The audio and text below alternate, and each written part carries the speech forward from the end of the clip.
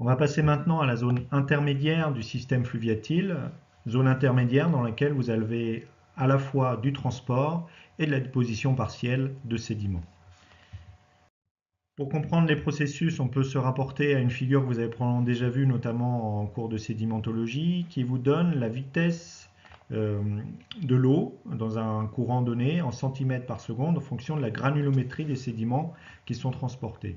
Et l'un par rapport à l'autre permet de définir des zones pour lesquelles vous allez pouvoir transporter les sédiments, des zones pour lesquelles vous allez éroder le substratum qu'il y a sous votre cours d'eau et des zones dans lesquelles vous allez avoir sédimentation.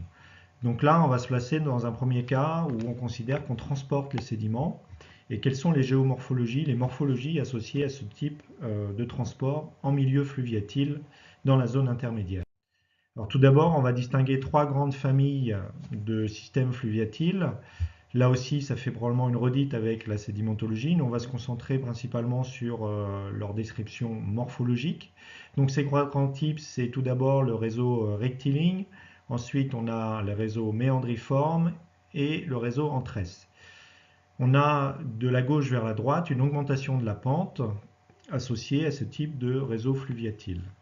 Donc on va décliner chacun de ces types de réseaux en partant du réseau en tresse, qui est finalement le réseau associé à une pente les plus fortes et qu'on trouve en amont la plupart du temps des systèmes fluviatiles. Avant ça, une description très générale de ces trois systèmes. On a sur ces graphiques-là la profondeur P et la largeur des chenaux en fonction de leur pente S. Et on peut voir qu'il y a une évolution le long des cours d'eau depuis les chenaux en tresse, donc en amont, vers les chenaux méandriformes et puis les chenaux droits. On a une augmentation de la profondeur, une diminution de la largeur et une diminution de la pente lorsqu'on passe d'un chenot en tresse à un chenot méandriforme, puis un chenal de type rectiligne.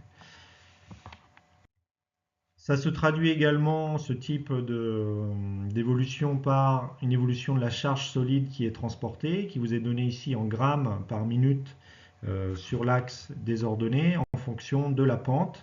Et on peut voir que les chenaux en tresse qui ont des pentes plus fortes ont la capacité de transporter une charge solide un peu plus importante, des grains qui vont être plus grossiers, alors que les chenaux en méandre vont être dans une gamme de charges solides intermédiaires et les chenaux rectilignes, eux, vont transporter peu de sédiments et des sédiments qui vont être plus fins. Si on décline maintenant chacun des types de réseaux, on va se concentrer dans un premier temps sur le réseau en tresse. Alors, comment on peut le décrire en termes de géomorphologie? Encore une fois, je ne vais pas m'intéresser à la sédimentologie, que normalement vous devez voir avec Monsieur Malartre.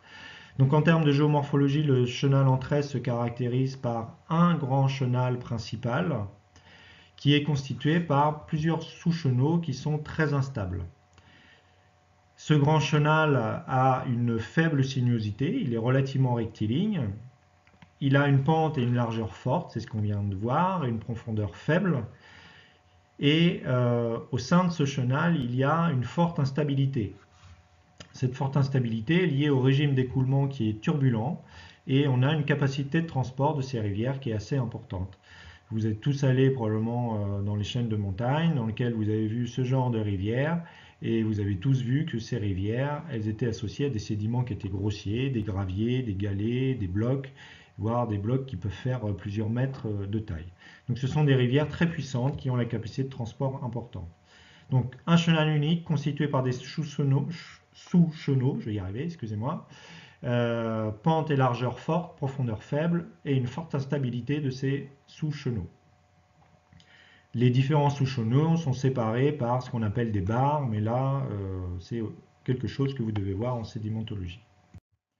Alors des exemples naturels de rivières en tresse, vous avez celle-ci qui se trouve en Asie centrale, en Chine, qui est la rivière de la Jinguru. Et on voit donc un grand chenal principal que je vais souligner en rouge.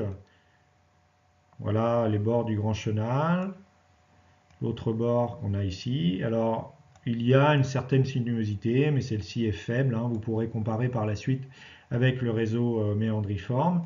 Et à l'intérieur de ce chenal, vous voyez un certain nombre de sous-chenaux plus plus petits. Voilà, ce genre de choses qui forment cette géométrie en tresse caractéristique. Et ces sous-chenaux, j'ai du mal à le dire, excusez-moi, sont séparés par différentes barres de sable, de gravier, qu'on peut avoir ici en jaune. Donc voilà un exemple.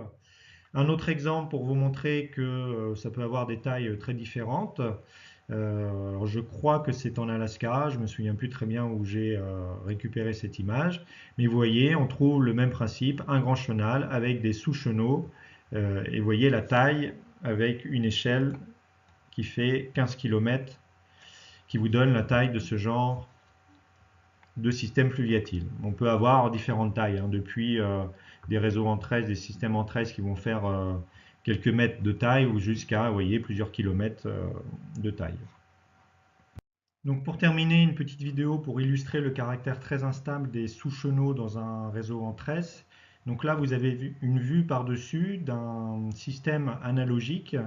Donc on a disposé une espèce de sable, en fait ce sont des petites billes de verre, mais avec un chenal préconstruit au cœur d'un espèce de tas de sable qui a été aplani, si vous voulez, et on va faire couler de l'eau au travers de ce chenal.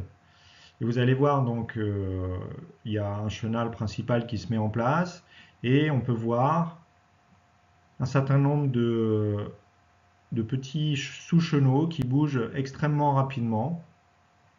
C'est très instable, et ça, en fait, c'est avec des barres de sable qui sont entre ces différents chenaux. Et bien ça, c'est assez caractéristique des réseaux en tresse. Une très forte instabilité à l'intérieur même du chenal, euh, d'une heure à l'autre, d'une journée à l'autre. Si vous allez voir la même rivière, eh bien, vous pouvez ne pas reconnaître les différents petits chenaux qui constituent la rivière en tresse. Voilà, j'en ai terminé avec les rivières en tresse. On va passer maintenant aux rivières méandriformes.